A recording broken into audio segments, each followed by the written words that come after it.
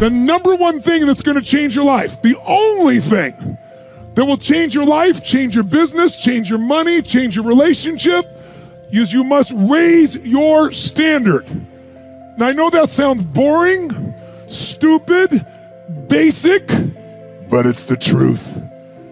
The only thing that changes our life long term is when we raise our standards.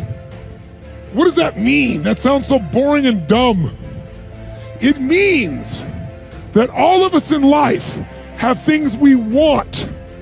We don't get what we want, we get what we have to have. Remember I said earlier, we all get what we tolerate in ourselves and other people. But when you're no longer willing to tolerate something, that's when your life changes. The difference in people is their standards, period. The difference in people is their standards, period. And what do I mean by standards?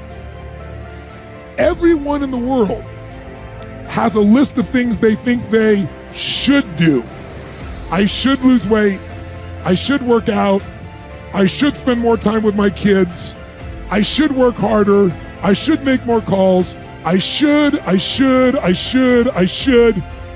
And then you know what? People don't do their shoulds and they get mad at themselves and they what I call should all over themselves. They beat themselves up about it. What changes people is when your should becomes a must. When suddenly the thing you said should happen has to happen. That's when human beings change. It's like if you want to take the island and you're the head of the army and you want to take the island, the most powerful way to take the island is burn the boats.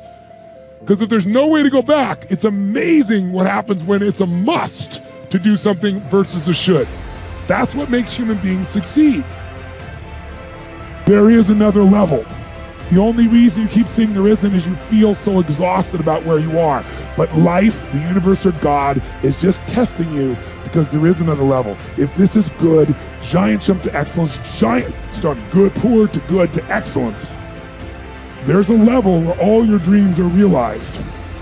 There's a level that you've always dreamed about. It is real. It has not gone away. But it takes that extra burst when you think there's nothing left. There's no way. You've tried everything 10 million times and you keep going. It's almost like God is saying, if you keep hitting this wall enough times, I will see that you will not stop, that you are filled with that level of determination, faith, and courage, and then the door opens and you get to that next level. But what most people don't know is the next level is just 2 millimeters above. And it's called outstanding, ladies and gentlemen, outstanding. What's it called? What's it called? What's it called? Outstanding, magnificent, unstoppable, extraordinary, not excellent. It's a different level. It's a level where you are not one of the best, you are the best. And you know what's amazing? You only have to be 2 millimeters more than everybody else and you get everything. You get the joy, the laughter, the fun, the family, the passion, the economics, the freedom, the spirit. It's all there. What Jerry Maguire called the quad, baby. All of it. And it's just 2 millimeters above, and most excellent people give up because they're exhausted. And there's some people who go, the harder I hit it, the more I hit it, sooner or later it's going down, I'm not stopping. And when you do that enough, it pops open. Failure is part of life. I mean, the difference for me though is I look at failure as a stepping stone to success. It's a speed bump. I know I'm gonna fail, but it's not failure if you learn something. And so, gosh, I've made so many mistakes, I've screwed so many things up, but every time I do, it just becomes a way for me to explain to someone else what it takes. You know, it's like, here's what I've done. I think I have the ability to influence people because I talk about my failures. I talk about all the things that messed me up, but I show people that I didn't let it stop me and you don't let it stop you. And I think that's really the secret in that area. And if everything you touch was successful, you probably wouldn't be able to relate to people as much. No, you'll be relate, and also it's be total bullshit. Right. And everyone knows it's bullshit. And also you'd be bored silly. I mean, think about it. If you just said, I want this and happen, I want this and happen, you know, people don't value what they don't fight for. You know, it's like you see kids sometimes, you know, your parents will say, you're not going to value this if you don't work for it. And your kid going, I'll value it, just give it to me, right? But it's true. Yeah. You know, the things we've worked the hardest for, we value the most. So I think, you know, the purpose of a goal is not getting it anyway. The purpose of a goal, you know, is who you become. Who you become is going to make you happy or going to make you sad. So I'm not looking for an effortless approach. There's no such thing. The only way to deal with fear that I found in my life is a couple ways. One of those ways is to turn it on itself and ask yourself, what am I afraid of? If I'm afraid of that, I gotta be more afraid of what I'm gonna miss out on, missing out on my mission, missing out on who I'm supposed to be. In other words, if you're not gonna get rid of fear, then use fear.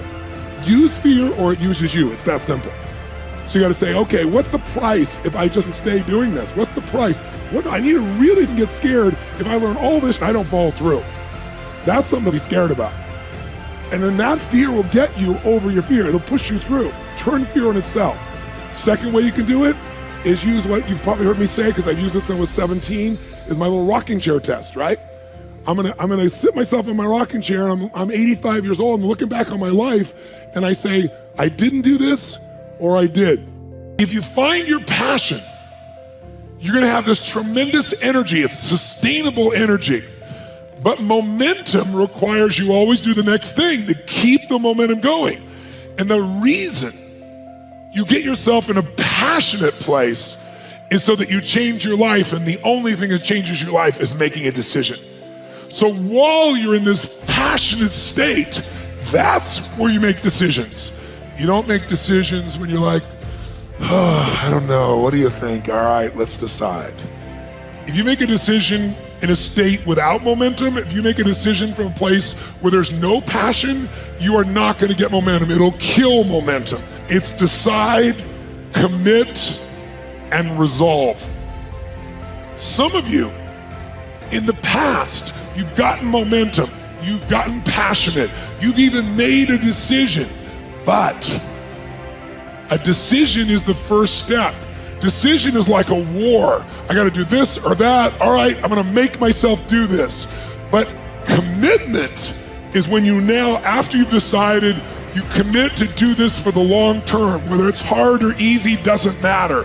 You're doing this. It takes it from this moment and it carries it into the future even when things are difficult. And the third state is resolve. Resolve means it's done. It's like, it doesn't even if you took action, it's done inside you, so it's done out there. There's no question whatsoever. Then once you decide, the only way the commitment and the energy and the momentum continues is if you take immediate, massive what, my friends? Massive what? Write down in your notes, massive action is the cure-all. Massive action is the cure-all. If you're having a difficult time with something, your relationship isn't where you want it to be, your finances are not where you want to be, your body's not where you want to be, your business is not where you want to be, you need to take massive action. And if that doesn't work, try something else. If that doesn't work, try something else. Keep going with massive action and you will find the way, because it will give you momentum.